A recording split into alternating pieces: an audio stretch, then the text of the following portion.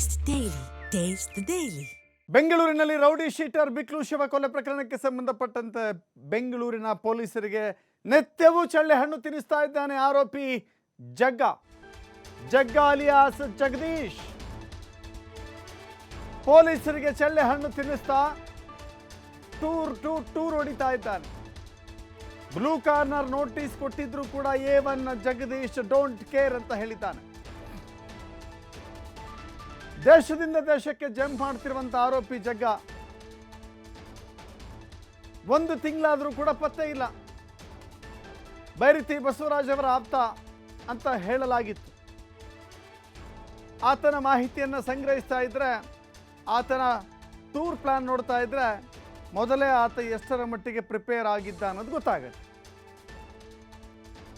CID ಆತನ ಬೆನ್ನು ಬಿದ್ದಿದೆ, ಆದರೆ ಆತ ಮಾತ್ರ ದೇಶದಿಂದ ದೇಶಕ್ಕೆ ಜಂಪ್ ಹೊಡಿತಾ ಇದ್ದಾನೆ. ನೋಡಿ, ಅವನ ಪಾಸ್ಪೋರ್ಟ್ ಅನ್ನು ಕೂಡ ತೋರಿಸ್ತಾ ಇದ್ದೀವಿ ನಿಮಗೆ. A1 ಆರೋಪಿ ಫಸ್ಟು ದುಬೈಗೆ ಹೋದ, ದುಬೈ ನಂತರದಲ್ಲಿ ಥೈಲ್ಯಾಂಡ್ಗೆ ಶಿಫ್ಟ್ ಆದ, ಬಳಿಕ ಇಂಡೋನೇಷ್ಯಾಗೆ ಹೋದ. ಹೀಗೆ ಒಂದೊಂದು ದೇಶವನ್ನು ಬದಲಾಯಿಸ್ತಾ ಹೋಗ್ತಾ ಇದ್ದಾನೆ. ಈಗ ಜಗ್ಗನ ಅಕೌಂಟ್ ಡೀಟೇಲ್ಸ್ ಕೂಡ ಪರಿಶೀಲನೆ ಮಾಡಲಾಗ್ತಾ ಇದೆ. ಬೆಂಗಳೂರಿಗೆ ಕರೆತರಲಿಕ್ಕೆ ಎಲ್ಲ ರೀತಿಯ ವ್ಯವಸ್ಥೆಯನ್ನು ಮಾಡ್ತಾ ಇದ್ದಾರೆ. ಬಟ್ ಅವನಿಗೆ ಯಾರ್ಯಾರು ಸಹಾಯ ಮಾಡ್ತಾ ಇದ್ದಾರೆ ಅನ್ನೋದು ಕೂಡ ಪತ್ತೆ ಹಚ್ತಾ ಇದ್ದಾರೆ.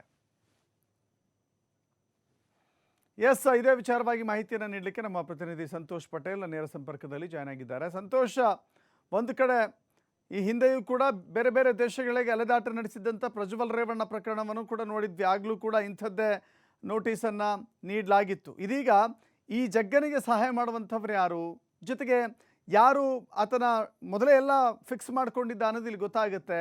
ಆತನ ಕರೆತರಬೇಕು ಅಂತ ಹೇಳಿದ್ರೆ ಪ್ರಬಲ ಅಸ್ತ್ರ ಏನಿದೆ ಈಗ CID ಕೈಲಿ?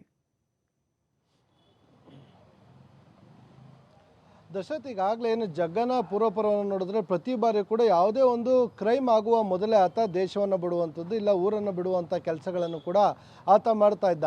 ಬಿಕ್ಲ ಶಿವ ಕೊಲೆಯಲ್ಲೂ ಕೂಡ ಇದೇ ರೀತಿ ಆಗಿರುವಂಥದ್ದು. ಅವನ ಹತ್ಯೆಗೆ ಮುಂಚೆ ಸಂಪೂರ್ಣವಾಗಿ ಮೀಟಿಂಗ್ಗಳನ್ನು ಮಾಡಿರುವಂತಹ ಜಗ್ಗ ಅಲ್ಲಿಂದ ಸುಪಾರಿಯನ್ನು ತೆಗೆದುಕೊಡ್ತಾನೆ. ಅವನು ಸುಪಾರಿಯನ್ನು ಕೊಟ್ಟು ಅಲ್ಲಿಂದ ಎಸ್ಕೇಪ್ ಆಗಿರುವಂಥದ್ದು. ಸೊ ತಮಿಳ್ನಾಡಿಗೆ ಹೋಗಿ ತಮಿಳ್ನಾಡಿಂದ ಆತ ಭಾರತವನ್ನು ಬಿಟ್ಟಿರುವಂಥದ್ದು. ಮೊದಲು ಆರಂಭದಲ್ಲಿ ಈತ ಇಲ್ಲಿಂದ ದುಬೈಗೆ ಹೋಗ್ತಾನೆ. ದುಬೈಗೆ ಹೋದಂಥ ಸಂದರ್ಭದಲ್ಲಿ ಅದಕ್ಕೂ ಮೊದಲು ಏನು ಪೊಲೀಸರು ಒಂದು ರೆಡ್ ಕಾರ್ನರ್ ನೋಟಿಸನ್ನು ಹೊರಡ್ತಾರೆ. ಯಾವುದೇ ರೈಲ್ವೆ ಸ್ಟೇಷನ್ಗಳಿರ್ಬೋದು, ಏರ್ಪೋರ್ಟ್ಗಳಿರ್ಬೋದು, ಬಂದರುಗಳಲ್ಲಿ ಆತ ದೇಶವನ್ನು ಬಿಟ್ಟು ತಲೆಮರೆಸ್ಕೊಳ್ತಾನೆ ಅನ್ನೋಂಗಿದ್ರೆ ಅದ್ರ ಬಗ್ಗೆ ಮಾಹಿತಿಯನ್ನು ಕೊಡಬೇಕು ಅಂತ ಹೇಳಿ ಒಂದು ಕಾರ್ನರ್ ನೋಟಿಸನ್ನು ಹೊರಡಿಸ್ತಾರೆ. ಇದಾದ ನಂತರವೂ ಕೂಡ ಆತ ದೇಶವನ್ನು ಬಿಟ್ಟು ಎಸ್ಕೇಪ್ ಆಗಿದ್ದಾನೆ.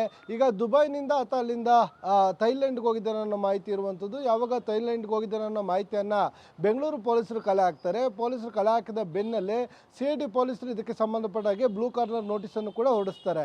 ಬ್ಲೂ ಕಾರ್ನರ್ ನೋಟಿಸ್ ಬಂದ ಬೆನ್ನಲ್ಲೇ ಥೈಲ್ಯಾಂಡ್ ಹಾಗೂ ದುಬೈನಲ್ಲಿ ಬೆಂಗಳೂರು ಪೊಲೀಸರಿಗಿರುವ ಸಂಪರ್ಕದ ಬಗ್ಗೆ ಮಾಹಿತಿಯನ್ನು ಪಡೆದಿರುವಂಥ ಜಗ್ಗ ಈಗಾಗಲೇ ಅಲ್ಲಿಂದ ಇಂಡೋನೇಷ್ಯಾಕ್ಕೆ ತಲೆಮರೆಸ್ಕೊಂಡಿದ್ದಾನೆ ಅನ್ನೋ ಮಾಹಿತಿಗಳಿರುವಂಥದ್ದು. ಸೊ ಈ ಬಗ್ಗೆ ಕೂಡ ಮಾಹಿತಿಯನ್ನು ಕಲೆ ಹಾಕಿದ್ರೆ, ಅದರ ಜೊತೆಗೆ ಜಗ್ಗನ ಅಕೌಂಟ್ ಡೀಟೇಲ್ಸ್ಗಳನ್ನು ಕೂಡ CID ಅಧಿಕಾರಿಗಳು ಮಾಹಿತಿಯನ್ನು ಕಲೆ ಹಾಕ್ತಾ ಇರುವಂಥದ್ದು. ಆತನಿಗೆ ದೇಶವನ್ನು ಬಿಟ್ಟೋದ್ರೆ ಹಣಕಾಸಿನ ಯಾವ ರೀತಿಯಾಗಿ ಅರೇಂಜ್ಮೆಂಟ್ ಮಾಡ್ಕೊಳ್ತಿದ್ದಾನೆ, ಅವನಿಗೆ ಹಣಕಾಸನ್ನು ಕೊಡ್ತಿರುವಂಥವ್ರು ಯಾರು, ಬೆಂಗಳೂರಿನಿಂದ ಕೆಲವರು ಆತನಿಗೆ ಹಣಕಾಸಿನ ಸಹಾಯ ಮಾಡಿರುವಂಥ ಮಾಹಿತಿಗಳು ಲಭ್ಯ ಆಗ್ತದೆ. ಆತನ ಅಕೌಂಟ್ಗೆ ಹಣವನ್ನು ಹಾಕಿರುವ ಶಂಕೆ ಕೂಡ ಇರುವಂಥದ್ದು. ಅಂಥವ್ರನ್ನೂ ಕೂಡ ಪತ್ತೆಯನ್ನು ಮಾಡಿರುವಂಥ ಪೊಲೀಸರು ಈಗಾಗಲೇ ಅವ್ರಿಗೂ ಒಂದು ನೋಟಿಸ್ ಕೊಡುವ ಸಿದ್ಧತೆಗಳನ್ನು ಮಾಡ್ಕೊಳ್ತಾ ಇದ್ದಾರೆ. ಅದಷ್ಟೇ ಅಲ್ಲದೆ ಆತ ಯಾವುದೇ ದೇಶಕ್ಕೆ ಹೋದರೂ ಕೂಡ ಆ ದೇಶದಿಂದ ಆತನ್ನು ಕರ್ಕೊಂಬರ್ಲಿಕ್ಕೆ ಬೇಕಾಗಿರುವಂಥ ಎಲ್ಲ ರೀತಿಯ ತಯಾರಿಗಳನ್ನು ಮಾಡ್ಕೊಳ್ತಾ ಇದ್ದಾರೆ. ಏನು ಎಂಬೆಸಿ ಮುಖಾಂತರ ಭಾರತೀಯ ಎಂಬೆಸಿ ಇರುತ್ತೆ, ಅದರ ಜೊತೆಗೆ ವಿದೇಶಿ ಎಂಬೆಸಿಗಳು ಯಾರು ಇರುತ್ತೆ, ಸೊ ಅಂತಹ ಎಂಬೆಸಿಗಳನ್ನ ಸಂಪರ್ಕವನ್ನು ಮಾಡಿ ಆ ದೇಶದ ಪೊಲೀಸರ ಜೊತೆಗೆ ಸಂಪರ್ಕವನ್ನು ಸಾಧಿಸ್ತಾರೆ. ಆ ಸಂಪರ್ಕವನ್ನು ಸಾಧಿಸಿದ ನಂತರ ಈತನ ಪಾಸ್ಪೋರ್ಟ್ ಇರ್ಬೋದು ಮತ್ತು ಈತನ ಫೋಟೋ ಇರ್ಬೋದು, ಕೇಸಿಗೆ ಸಂಬಂಧಪಟ್ಟ ಎಲ್ಲ ದಾಖಲೆಗಳನ್ನು ಕೂಡ ಅಲ್ಲಿಗೆ ಕೊಡಲಾಗುತ್ತೆ. ಅವನು ಆ ದೇಶದ ಯಾವುದೇ ಭಾಗದಲ್ಲಿ ಇದ್ದರೂ ಕೂಡ ಆತನನ್ನು ಒಂದು ಪತ್ತೆ ಮಾಡಿ ಬಂಧನ ಮಾಡುವಂಥದ್ದು. ದಶರಥ್, ಥ್ಯಾಂಕ್ ಯು ಸಂತೋಷ್ ನಿಮ್ಮೆಲ್ಲ ಮಾಹಿತಿಗೆ.